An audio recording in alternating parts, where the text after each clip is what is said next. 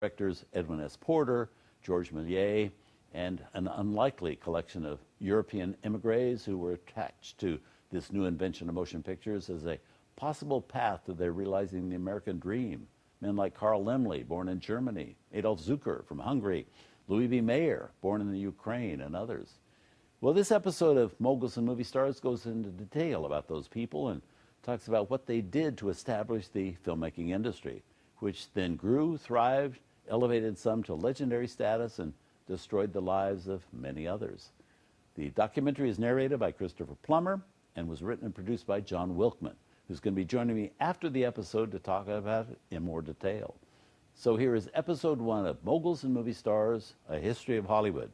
This chapter is subtitled Peepshow Pioneers.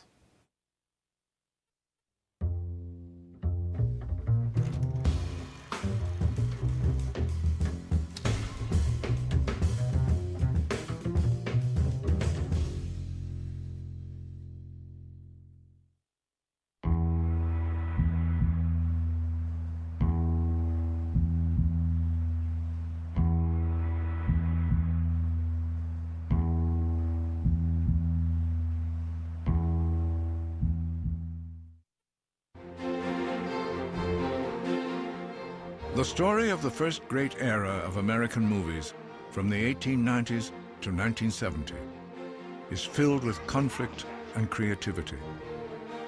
The creation of an image empire founded by a driven generation of entrepreneurs and populated by a larger-than-life cast of big-screen personalities and visual storytellers. A narrative driven by Hollywood power struggles and memorialized with great movies, the heart of our story traces the rise and fall of the men known as the Moguls of Hollywood and the factories they built to manufacture dreams and reimagine America on film. Intermingling the power of technology, politics, high finance, and art, decade by decade, the history of Hollywood is also the history of the American experience. In a United States only beginning to take its place on the world stage, the 1880s and 90s were a time of economic growth, invention, and waves of immigration. Lower-class audiences and new arrivals found cheap amusement in motion pictures, and an ambitious generation of immigrant entrepreneurs took a nickel-and-dime business and began to build an entertainment empire.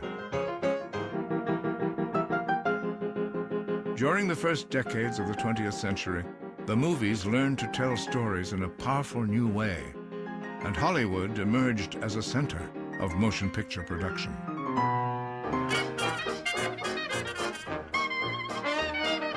The 1920s was a tumultuous decade, and the energy and art of the movies was at the heart of it. The founding generation of movie entrepreneurs became the Moguls of Hollywood. They built self-sufficient studios, dream factories they were called, and movie stars personified an unprecedented era of celebrity and international fame. Wait a minute, you ain't heard nothing yet. With the coming of the 1930s, the movie business was totally transformed by the arrival of sound, and an economic depression gripped the world. Moguls and movie stars responded with an on-screen world that provided escape and entertainment. By 1939, Hollywood was at a peak of art and profitability. But the beginning of the 1940s didn't promise a happy ending. World War II engulfed the world, and Hollywood joined the fight. Offering inspiration and entertainment, the movies presented a vision of a victorious America. And the vision came true.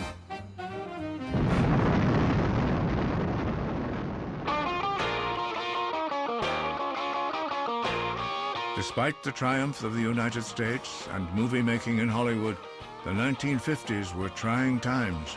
Are you or have you ever been a member of the Communist Party? Since the 20s, the reign of the Hollywood moguls was unchallenged. But audiences were impatient and on the move. They demanded new stars, new storylines. At the same time, the Moguls' entertainment monopolies were under attack, and television threatened to keep movie audiences at home.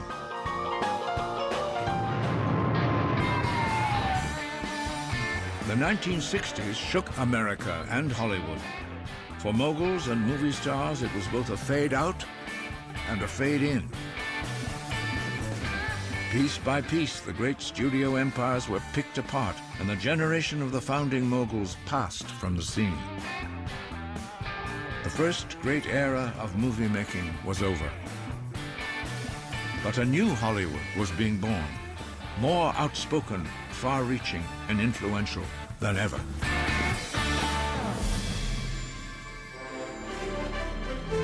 From the first flickering images of the 1880s, it was a story as dramatic, unexpected, and involving as the grandest Hollywood epic. Nearly a century of remarkable men, women, movies, and American history.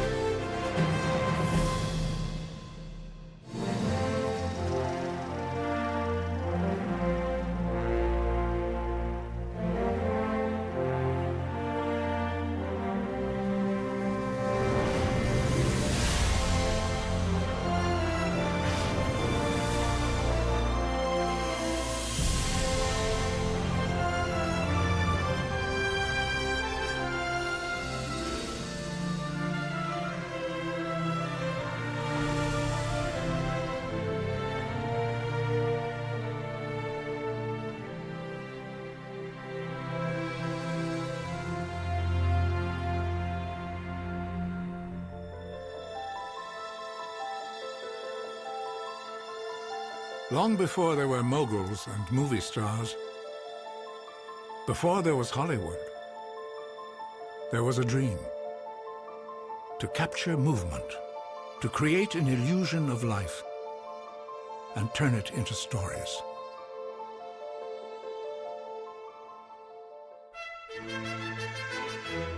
Some of the first to play with light and shadow on a screen were scientists and inventors, explorers on the edges of new technology. In 1659, a Dutch scientist named Christian Huygens invented the magic lantern. Like the movies to come, Huygens' picture shows were associated with imagination and mystery. The forerunner of the horror movie was projected in Paris in the 1790s. It was called the Phantasmagoria. And this was truly an extraordinary show. You had to go down these winding stairs and bones and flickering stuff, and just a dozen people maybe in a little room. Suddenly the lights go out, and then there's this rumble and noise and sound effects with ghosts and goblins and these skeletons that started out small on the screen and then came exploding toward you, screaming, and it terrified people. But you can see people amazed. A century later, entertainment entrepreneurs made magic lantern shows a thriving business. As early as the 1850s, they were setting the stage for motion pictures. The magic lantern by the 1890s, just before the time of the movies, really permeated American society. When people think of a slideshow, they think of Aunt Minnie's slideshow, and it's going to be boring. How will I tell you? How Hiawatha? And there were a variety of reasons that magic lantern shows were not boring. First, there was this extraordinary artwork in color. And then there was movement. These were done with moving pieces of glass. The most famous was the rat catcher, the man who swallows the rats.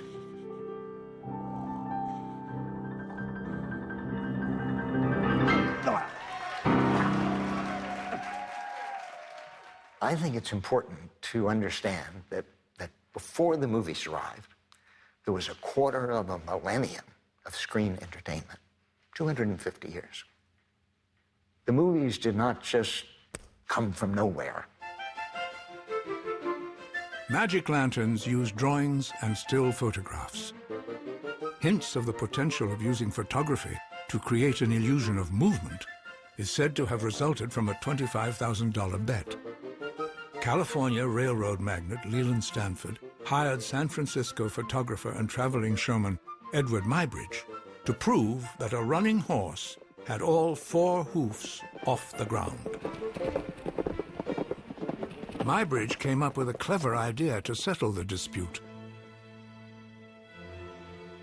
He lined up a row of cameras attached to threads stretched across a horse's path.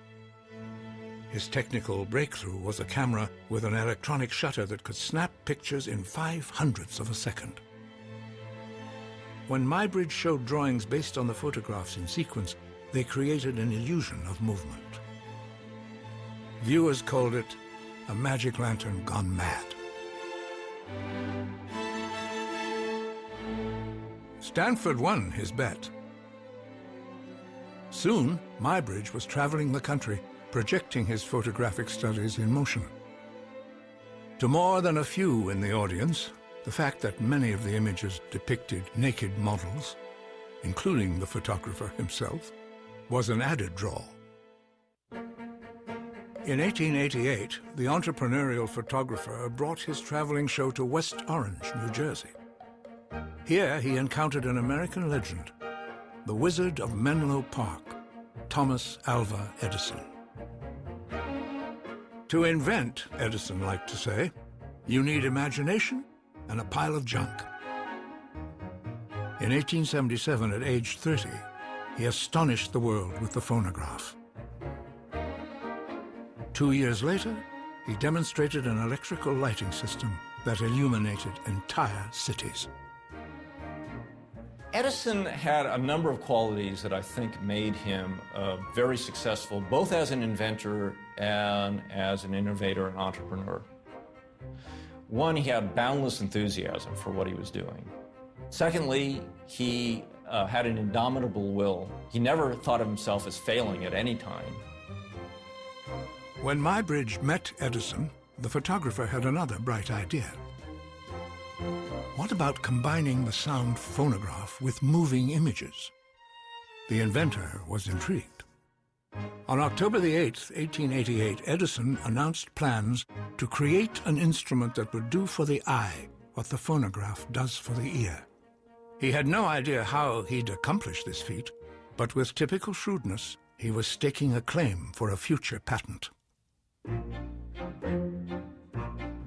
W.K.L. Dixon, a dapper Scot-Irishman who sometimes served as the lab's photographer, was assigned to get the job done.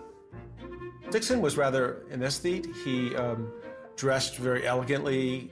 He liked to go to the theater. He was an elegant man. And he was actually only 28 when he started to work with Edison on this motion picture project.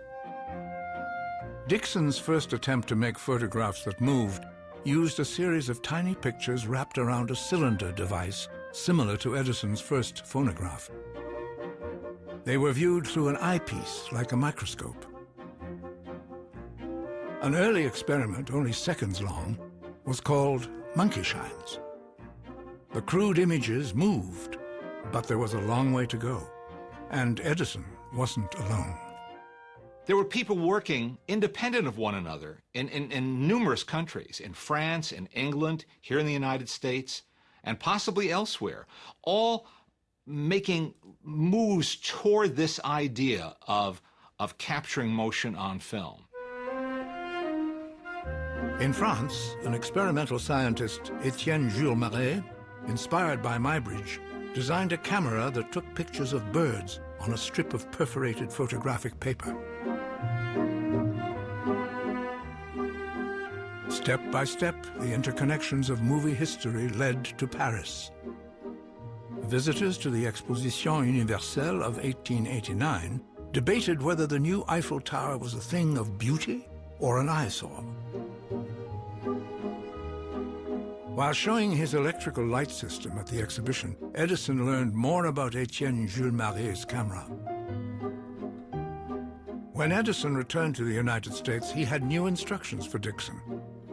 Use strips of photographic film perforated with sprocket holes to guide the pictures through an improved camera called the kinetograph. The new system was made possible by thin and flexible photosensitive celluloid, perfected by George Eastman, inventor of the Kodak camera.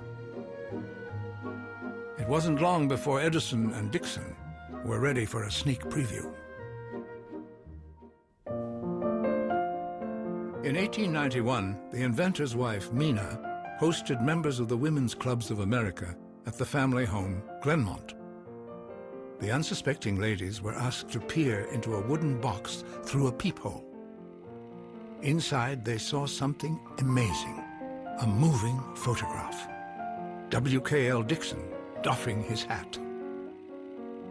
The excitement of that moment must have been something to experience, to have gone to visit Mrs. Edison, and all of a sudden here you are, the first people to see Thomas Edison's newest invention. This marvelous thing, right? Motion pictures. Centuries of ideas and inventions were rushing together. A new way of reimagining the world was taking shape. A remarkable generation of inventors and visionary engineers was leading the way. In 1893, as W.K.L. Dickson increased his movie output, he constructed a large shack covered with tar paper. It was the first full-fledged movie studio. It was called the Black Maria because it reminded playful Edison experimenters of a police paddy wagon. Working in the Black Maria, lab employees became America's first movie actors, photographing themselves in short scenes using a heavy, electrically powered camera. One of the first films they made was Blacksmithing Scene.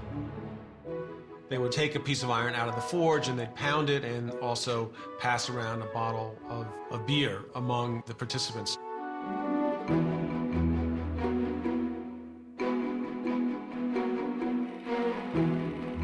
In 1894, Edison and Dickson were finally ready to take their new motion picture machine to the marketplace. A little more than $24,000 had been spent creating the new invention. Now it was time to cash in. On April the 14th, the first kinetoscope parlor opened on Broadway in New York City. In less than 5 years, the movies had been born. W.K.L. Dickson called the amazing new invention the crown and flower of 19th century magic. At the new kinetoscope parlors, a nickel bought 20 seconds of movie entertainment, often accompanied by separate music from a phonograph heard through ear tubes. At the Edison laboratory, Dickson and his production crew rushed to keep up with audience demand. They produced over 75 Peepshow snippets in 1894 alone.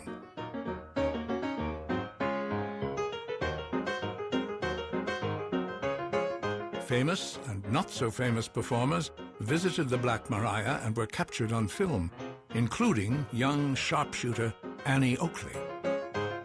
Movies were hardly upscale entertainment. The early motion picture audience were people in bars, they were people traveling on trains, just stopping for a moment to view a motion picture to keep themselves amused while they were waiting for the next train. They were put into amusement parlors. This was kind of lower class amusement. To maximize profits, each round of a boxing match was shown on separate kinetoscopes. It cost 60 cents for fight fans to see the whole bout. Despite a surge of early success, it didn't take long for the peep show fad to fade. Audiences wanted more.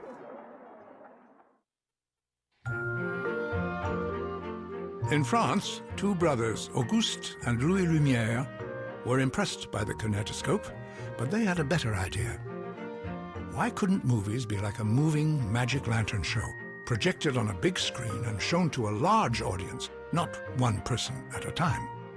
By 1895, they had their motion picture system, a hand-cranked camera and projector called the cinematograph. The Lumière brothers' first movie showed workers leaving the family photographic plant. Unlike Edison's bulky electrically driven system, their camera could move freely and capture scenes of everyday life, preserving forever a Lumière family meal. The Lumières had their first commercial screening in a Paris cafe in December 1895. They showed 9 short films. The audience was entranced. And it's really from that moment on that you can say that motion pictures have been shown almost continuously, every day, if not every hour of the day from that point onward. A popular early show was a comic scene featuring a boy, a man, and a garden hose.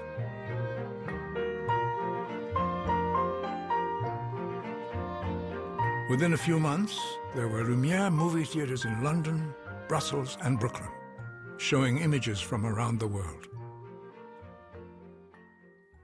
Back in the United States, feeling the competition, Thomas Edison and business partners acquired the rights to another inventor's machine. They made a few improvements and put Edison's name on it. Looking like a marriage of a magic lantern and the innards of a kinetoscope, the new machine was called the Vitascope. It made its debut on April the 23rd, 1896, at the Coster and Biles Music Hall in New York City.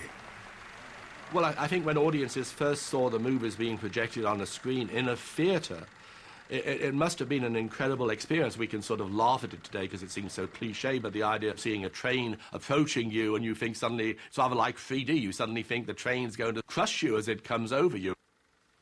It must have been quite impressive, and in a way I don't think we can really understand just how magical and how exciting it was back then. In 1896, in the United States, there was only one place to see projected movies. A year later, there were hundreds across the country. Projected movies were all the rage in America, but innovations from France were still leading the way, and entertainers were replacing engineers. In the United States, if Edison was the wizard of movie machinery, in Paris, an imaginative Frenchman was the magician of movie storytelling. George Méliès was a performing magician, and he was also a wonderful artist as well. I love seeing Méliès's films because the direct relationship to magic is so clear, that they're often people producing and performing stage magic effects, but in a different way, things that just weren't possible at the time on stage. So he expands the ideas of stage performers in a very pleasant way, and it's great fun to watch. It's great fun to watch his inventiveness.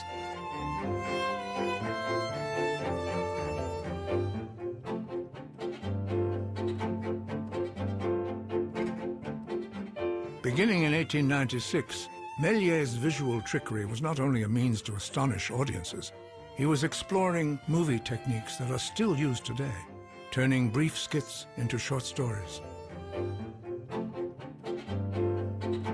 In 1902, he produced a motion picture landmark based on a book by Jules Verne, A Trip to the Moon.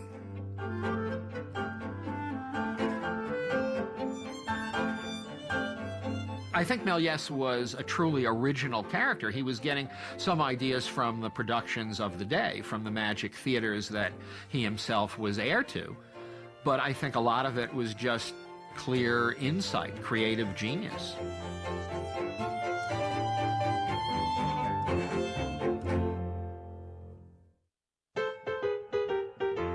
American movie makers were scrambling to keep up with international competition.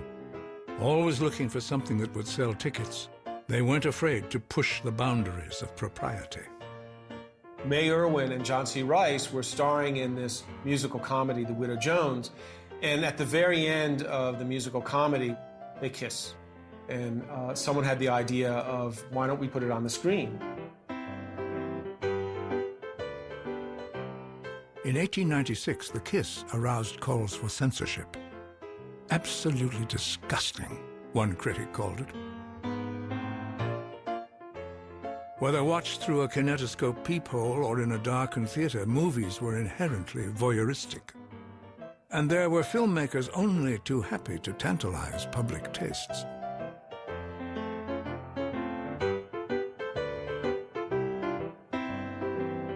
Not only men, but also inquisitive women could ogle vaudeville strongman Eugene Sandow, flexing his muscles.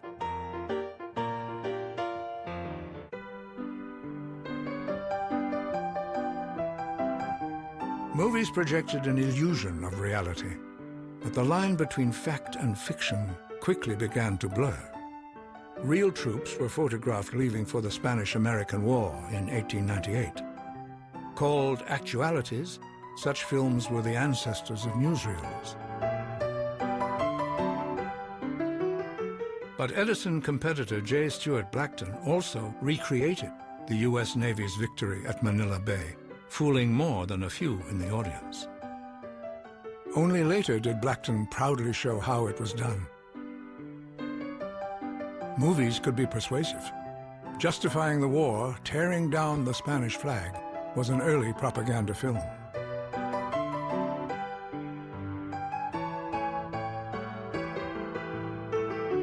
As early as 1897, wide-awake entrepreneurs were turning out the first filmed commercials, pitching products such as cigarettes to a captive audience.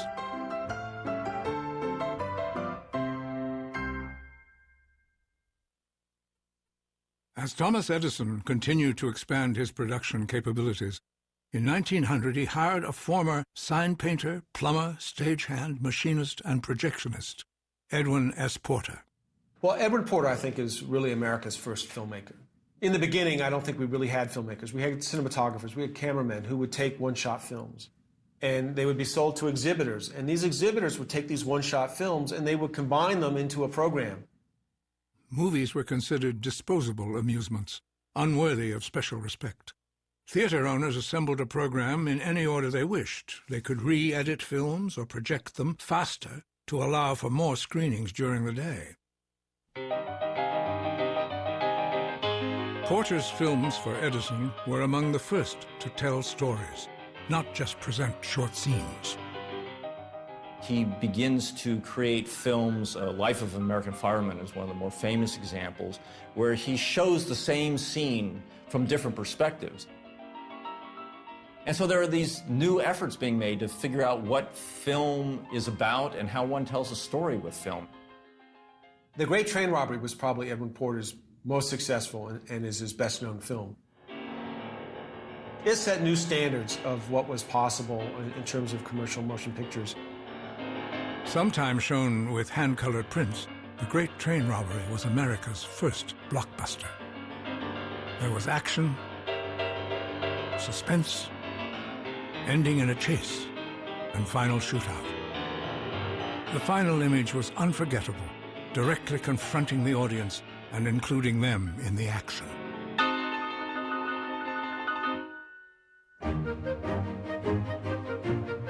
The Great Train Robbery not only helped change how movies were made, it also influenced where they were shown. The success of films like The Great Train Robbery made possible the development of these storefront theaters, of specialized motion picture theaters. And they just sort of spread across the country like wildfire. And they began to appear in 1905. By 1906, 1907, there were thousands of them. They were showing films all day. They started changing their programs every day. And so the demand for a motion picture product was very intense. The new movie emporiums were called Nickelodeons, a term combining nickel, the cost of admission, and odeon, the Greek word for theater. One of the first to open was in Pittsburgh in 1905. Seating 100 customers, it was in business from 8 a.m. to midnight to sold-out audiences. By 1908, there were between 4,000 and 5,000 Nickelodeons across America, entertaining 2 million customers a day. In the United States, inventor and businessman Thomas Edison had launched an entertainment revolution. An unlikely generation of new movie pioneers would soon follow. As the movie business was being born, so was a new America. The birth and development of movies occurs in a very interesting time frame alongside the Industrial Revolution and alongside that tremendous wave of immigration that started in the late 19th century and continued into the early 20th. Most of the men we think of as the pioneering movie moguls were immigrants. Most of them were Jewish. Most came here with no clear-cut notion of what they might do in America, except that America was the land of opportunity. For many of these movie pioneers, the route to Hollywood power began at the very bottom. The future founder of Paramount, Adolf Zucker, was raised as an impoverished orphan in Hungary. There was no such thing as childhood. When you became able to do something, get to work. And his apprenticeship, I believe, ended when he was 15. And then he wanted to come to America. So they gave him $40 and a ticket and sent him to America. Steerage on the slowest ship, down where the bilge water is, and they stacked these bunks 6 deep. People were robbing each other, and people were throwing up all over the place. It was just a horrible experience.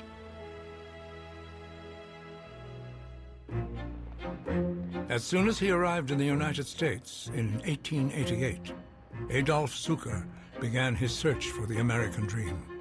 He was an optimist and a forward-looking guy. And I think he thought, you know, this is the beginning. It was.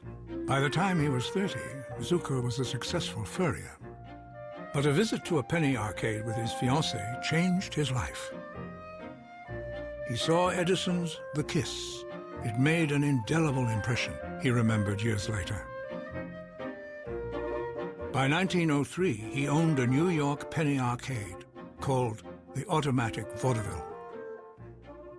In 1910, Zucker was joined by a partner, Marcus Lowe, the son of immigrants from Austria.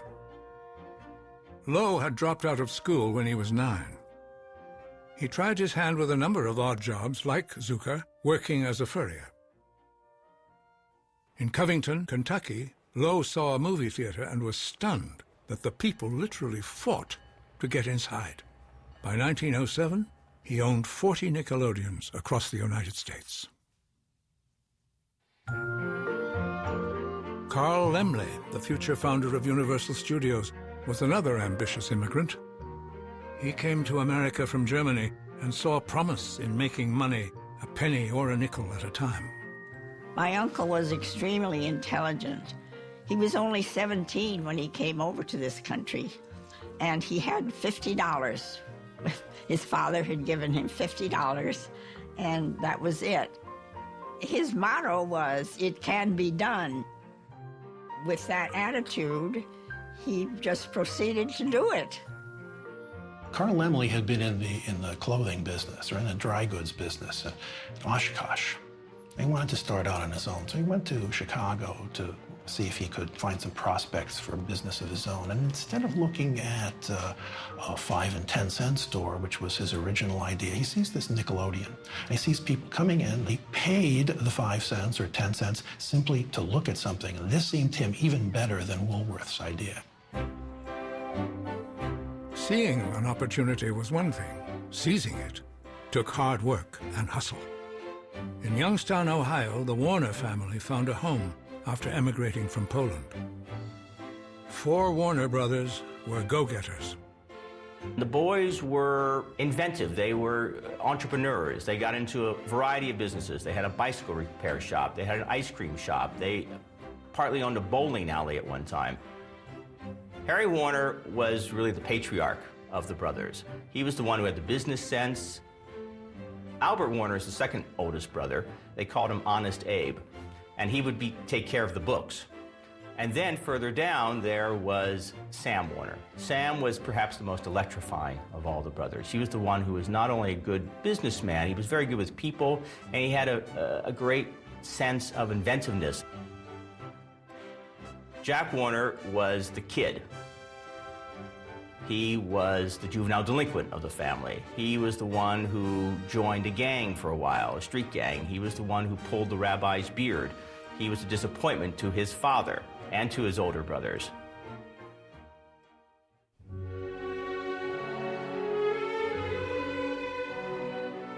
Disappointment had brought immigrants to America. Ambition gave them hope. Another future movie mogul from humble beginnings was William Fox, born William Fuchs in Hungary. Fox's family moved to New York's Lower East Side ghetto when he was 6 years old.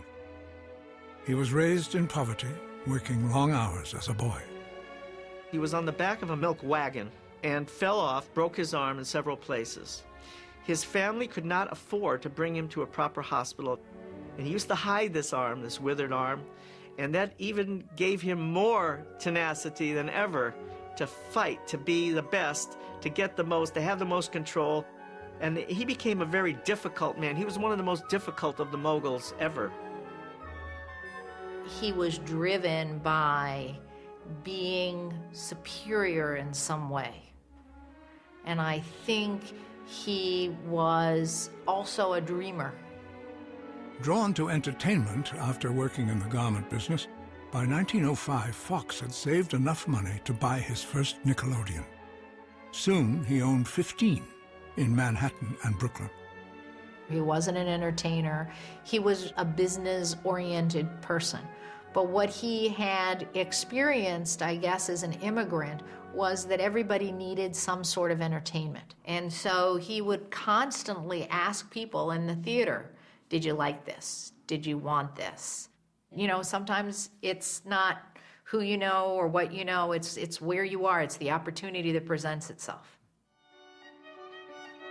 Another unlikely entertainment entrepreneur was Louis B. Mayer.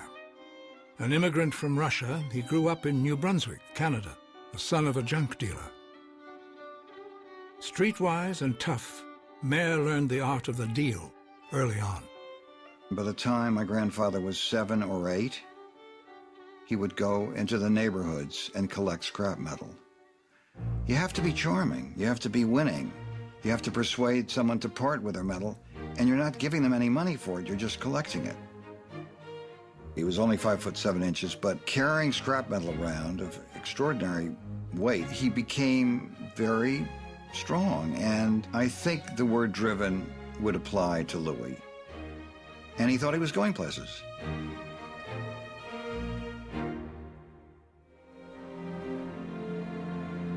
The early immigrant movie entrepreneurs had much in common. Their roots were found in towns and villages of Eastern Europe within 500 miles of Warsaw. In America, within a few years of each other, they came to their life's work almost by accident. Most started as theater owners rather than movie makers. One of Sam Warner's odd jobs was as a projectionist. Sam Warner was so excited by this new invention that he convinced his brothers to get into the movie business. They did that by pawning their father's delivery wagon horse for the meat market. For about $150, they bought a movie projector. And with it came a print of The Great Train Robbery. And the brothers took that movie and toured local towns in Ohio and Pennsylvania and made more money in a week than their father made in a month back at the butcher shop. The Warner Brothers opened their first theater in Newcastle, Pennsylvania, and they named it the Bijou Theater. And it was really just a small storefront, and they had to borrow chairs from the local undertaker and then return them for the funerals for the next morning. Also starting as a theater owner, Louis B. Mayer's movie career began in 1907 in Haverhill, Massachusetts, near Boston. He borrowed from family and friends to lease a run-down burlesque house called The Gem. He renamed it the Orpheum. He borrowed enough money to refurbish it, to put in new seats, to paint it with bright colors, to have circulars distributed all over the neighborhood so people would come to the Gem because the Gem was not a place you'd go. Theaters dedicated to movies were opening across the country, and owners were eager to maximize their profits. In Arkansas, for example, in order to get people in, instead of paying money one day, they said, okay, we're going to charge 1 egg admission price for a child and 2 eggs for an adult, just to get them into the movie-going habit.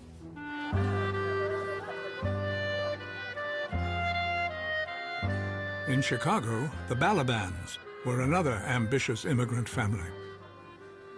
My dad's family, my grandparents, lived on Maxwell Street, which was the Lower East Side of Chicago, a kind of ghetto where you went to if you were Jewish and from Russia, I guess. You could see some friends and you ended up there and it was cheap. To survive, many new arrivals to America joined in family businesses. For the Balabans, with 8 kids, it was a grocery store. Living behind the store, they worked hard and kept their eyes open for new opportunities. My grandmother Goldie, who helped run the little food store that they had, went to a Nickelodeon one day in around 1905. And she comes home and she says, boys, this is what we're going into. She said, it's great that you can't even get in until you pay the money. And when the product is old, it's not like lettuce, it doesn't wilt, you don't throw it away, you send it back and you get a fresh print. So that was it for her. She saw it on that very clear level of a way to really make some money. Their first theater was the Kedzie Theater. I think it sat 100 people, something. It wasn't too big. I think they bought it for $68 in 1908, and then their movie business began. In the 1900s, the heart of the movie business was New York. Here were production and distribution companies and shooting facilities like Edison's glass-encased studio in the Bronx. When a story called for exteriors, they were often found a ferry ride away across the Hudson River to the Palisades of New Jersey.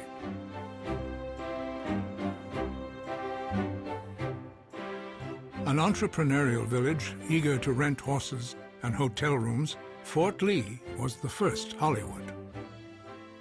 Here, early movie making was like an outing to the country, where everyone pitched in to add to the fun.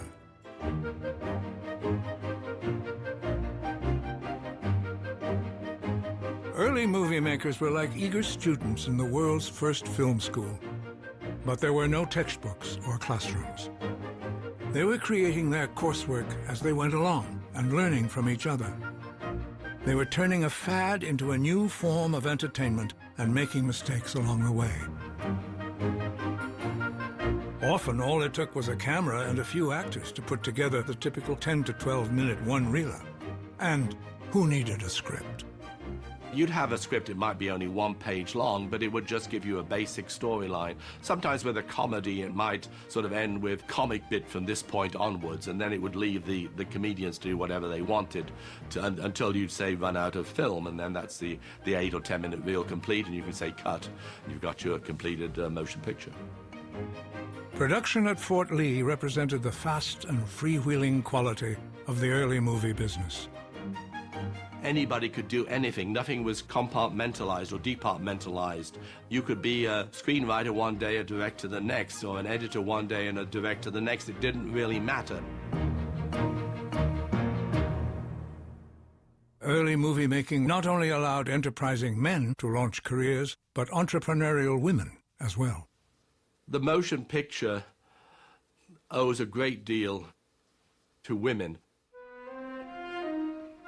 You go back to 1896, one of the earliest female directors is Alice Guy. Alice Guy is a secretary at Gaumont in France.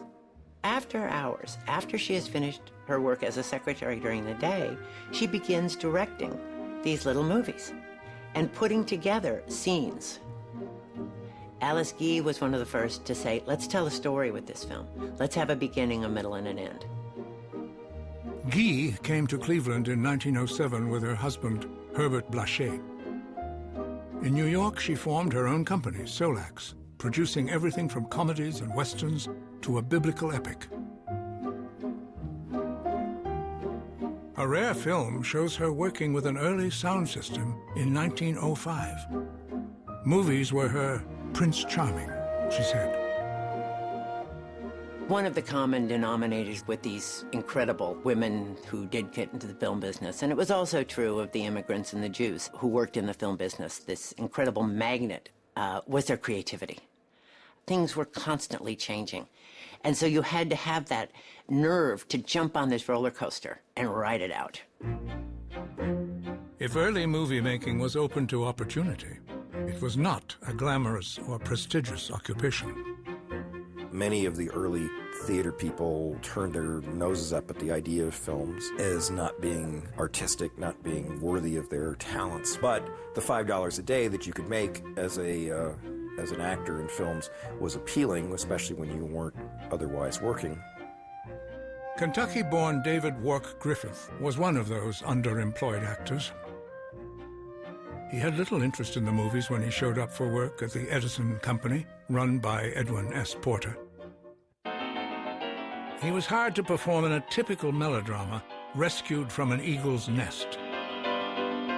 It wasn't an auspicious debut. When Griffith moved to the Biograph Company, an Edison competitor, he found there was a way to make more money working in movies. Opportunity arises to become a director for the Biograph Company, and he says, well, okay, I'll be the director, but you have to promise me that if it doesn't work out, I can go back and get my day job as an actor for you, which is something that's dependable and easy. When Griffith began his motion picture career, filmmaking was sometimes more about machinery than storytelling. Men like Gottfried Wilhelm Bitzer, better known as Billy, were typical early filmmakers. By the time he was 32, Bitzer had photographed 300 short films. When Griffith finally got a chance to direct, he turned to the experienced young cameraman for advice.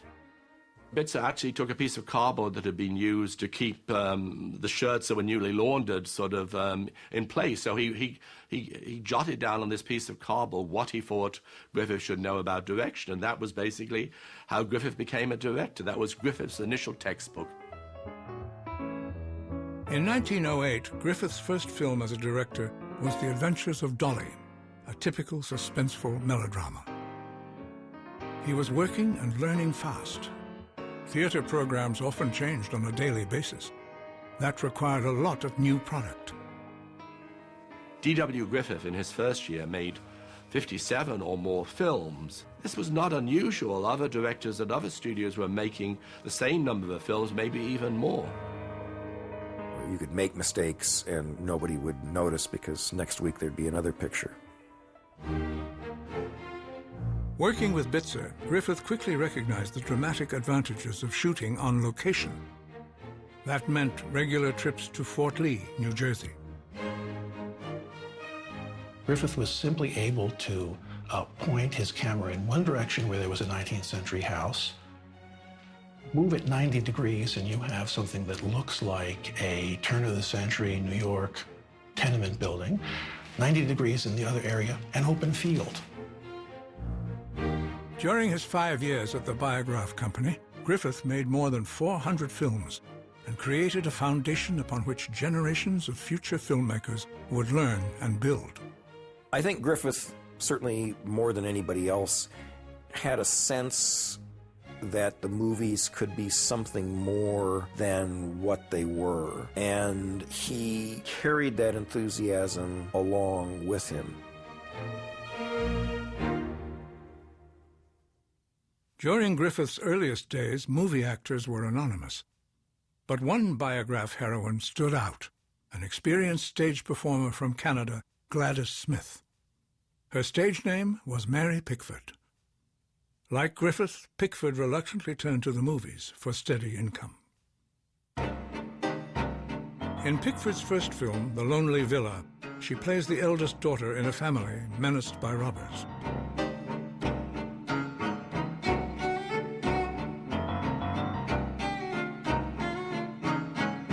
Already, Griffith was transforming movie-making from static staging to dynamic storytelling, intercutting separate actions to create energy and suspense.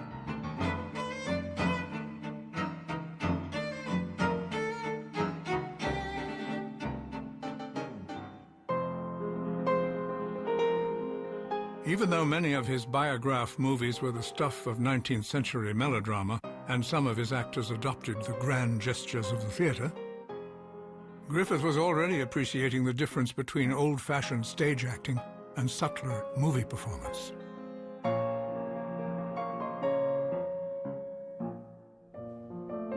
Although they had a contentious relationship, Mary Pickford was one of the first to benefit from his tutelage.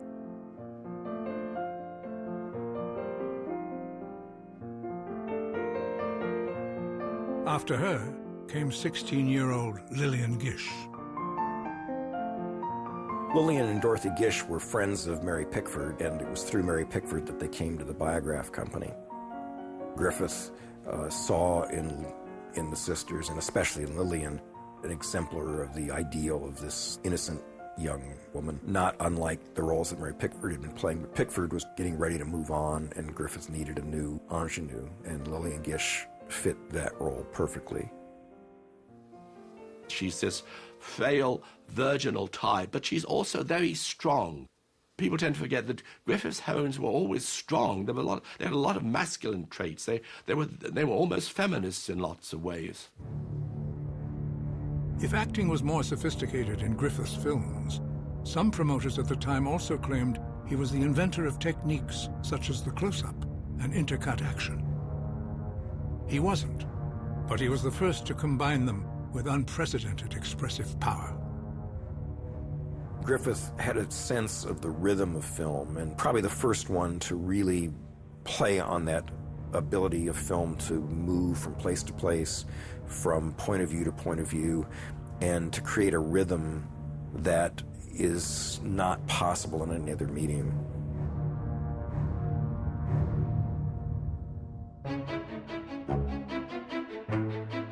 Griffith was also expanding the range of early movie storytelling with films such as The Musketeers of Pig Alley, considered an early example of the gangster film.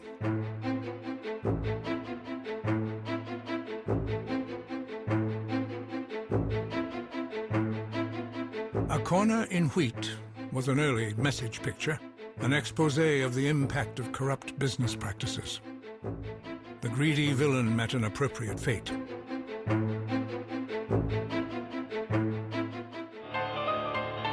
The Battle of Elderbush Gulch was an action-packed western with the added emotional appeal of puppies, babies, and plucky children, still a staple of movies.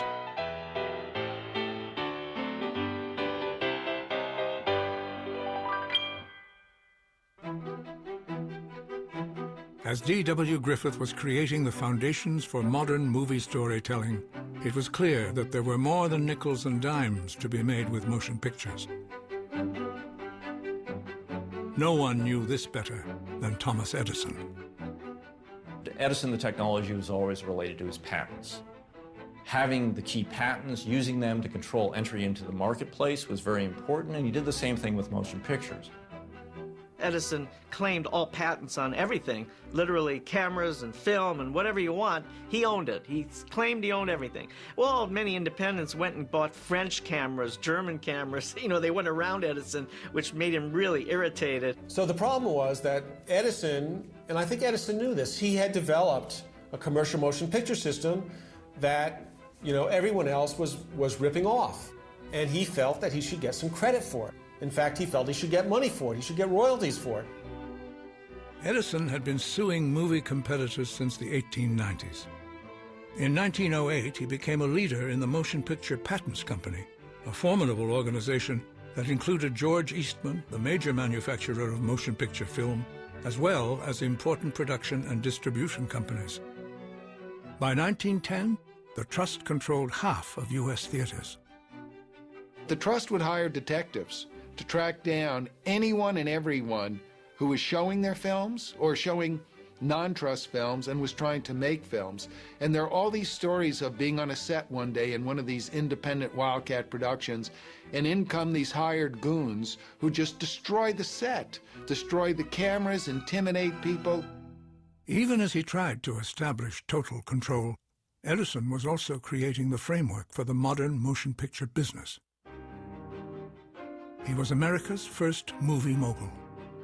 But Edison's major competitors weren't easily intimidated. When they came in and saw this business, this was their future. They loved it, they embraced it. They were strong men on control, to control it, and were not the type of men to be told what to do, particularly by Edison. You don't tell things like this to people like Zukor, Laemmle, or William Fox. And that spurred them into becoming their own companies, making their own films. Carl Laemmle's response was the Independent Moving Picture Company, IMP. And his logo was a little imp with a little pitchfork sort of sticking it into Edison's rear end, irritating him. While attempting to evade trust enforcers, William Fox and Carl Laemmle fought a persistent counterattack in the courts. After many years, 6 years of court fights, you can imagine the strain that it put my uncle under all of this time, but he would not give up. And he finally won. In 1915, the U.S. Justice Department stepped in, declaring the Edison Trust an illegal monopoly. But by then, movie makers had already found more hospitable surroundings.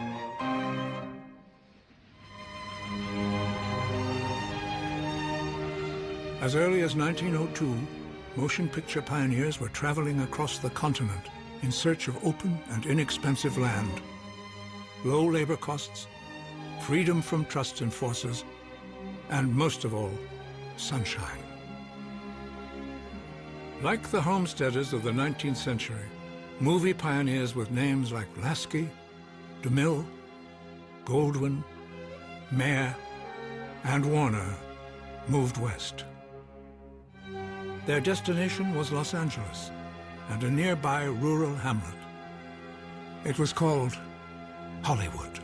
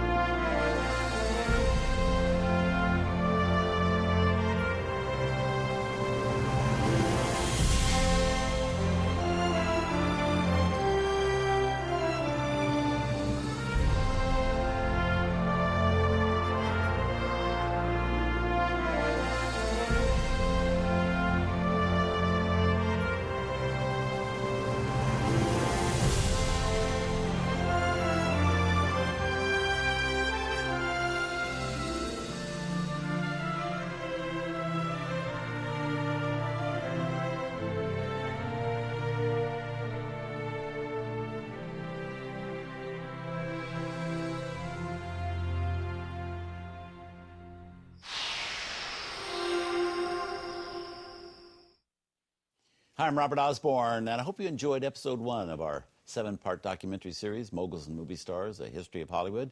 You know, trying to do a history of the filmmaking industry in America is really a daunting task. I mean, after all, you're talking about over 100 years of movie making. But we did tap one man to spearhead that challenge, and that's writer-producer John Wilkman.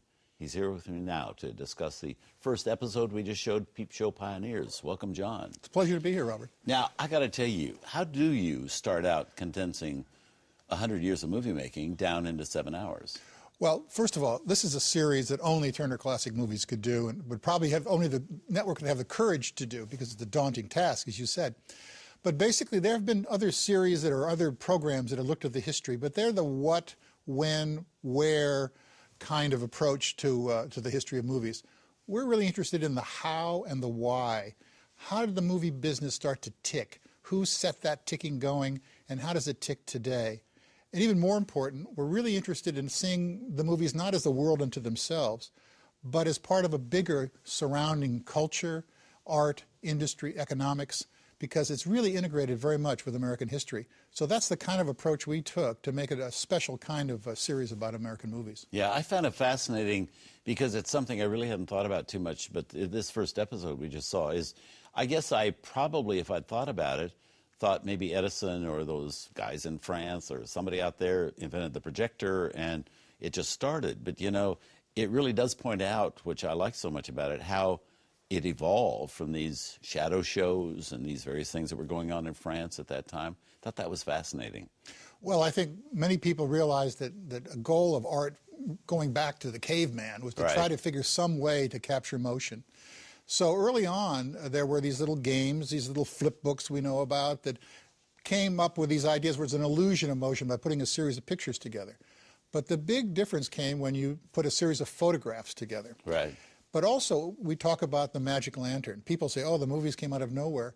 In fact, people were used to sitting in a darkened theater and looking at projected images for some time. They just weren't photographs that moved. And one of the points we try to make throughout the series is how technology at various stages made great impacts on what happened to the history of movies. I wasn't that aware of that, so I appreciate that. So one of the things that we talk about in this first episode is this conjunction of technologies, social, economic changes that came just around the turn of the century that allowed the movies to develop. And from a technical point of view, it was this idea of being able to take photographs, individual images of photographs fast enough, quick enough, so that you could get, within a very short period of time, a sequential series of pictures. And then, later, to come up with a device that could show these pictures very quickly and then come up with an illusion of motion. Secondarily, there was this great technological development that was taking place in the United States, and it was led by people like Thomas Edison.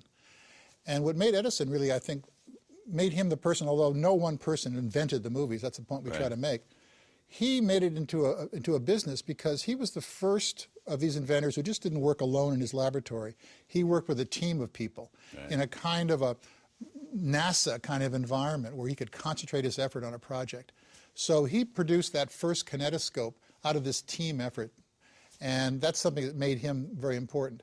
But what he missed was this idea of projection, and that's where the French come in, and the Lumière brothers come in. Now, where'd you get a lot of that footage that we've never seen before? What's really amazing is that the Edison laboratories and the Institute was one of the first to begin to save some of these early photographs, early experiments with motion pictures. And Edison was very concerned with his patents. He wanted to make sure that everyone knew he was the first to do things. So he would save these things. So some of these really early examples were saved at the laboratory. And also what he did very early on, he wanted to be able to copyright and to patent these things. So there was no really simple duplication system that was made. So what they would do is they take each individual frame and they put it on a piece of paper in a series of images. And he would give that to the Library of Congress as a kind of a thing that could be copyrighted or patented. So because of his business sense, he really was preserving history. So a lot of that stuff came from what Edison had preserved early on. Now, in this first episode, what are some of the things that you had to leave out that you wanted to put in? Because there had to be terrific choices made on that. Well, the first episode actually was just the other way around. Really? I felt that most people like to start, maybe skip the silent era, certainly skip the pre-cinema period. I felt it was very important because really the roots of this entire series are found in that first episode, even before we get to Hollywood. The nature of this attempt to monopolize the business, the importance of technology, the importance of the social change of immigration that brought all the original moguls. All those things really came in that first episode, really before there was a movie business. It was just beginning, but it was very important to understand that the roots of the history of movies today go directly back to that previous period in the turn of the century when Edison was working. So I really wanted to tell those stories. I wanted to talk about the fact that the American movies weren't leading the way until World War I. It was a European industry. Also, the fact that this very unlikely generation of entrepreneurs, immigrants, who came with virtually nothing, often not speaking English. They got into this business and no one cared about. One of the points I wanted to make in the early episode is how absolutely this movie business started this cheap entertainment. It was a gimmick. Right. And poor people, people who couldn't speak English, that's where they went to get their cheap amusement. They would drop a penny or a nickel and a dime to watch some contortionist work. Right. And to imagine that the business we have today started with that. Yeah. And yet that audience appeal was evident from the beginning. What's also interesting, and one of the points we wanted to make in the early episodes, is that commonly when people talk about immigration, everyone thinks about the Lower East Side of New York. Mm-hmm. And as if that was the only place that immigrants came and that's where everything started. But when you look at the history of movies and you look at the history of the early immigrant moguls, I mean, they came from Massachusetts. Right. They were from Oshkosh. Right. They came from Ohio, Youngstown, Ohio.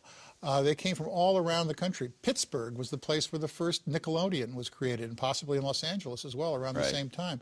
So this really, early on, was already becoming a very American kind of institution, not just centered in New York and the Lower East Side. So where did you get a lot of your different material?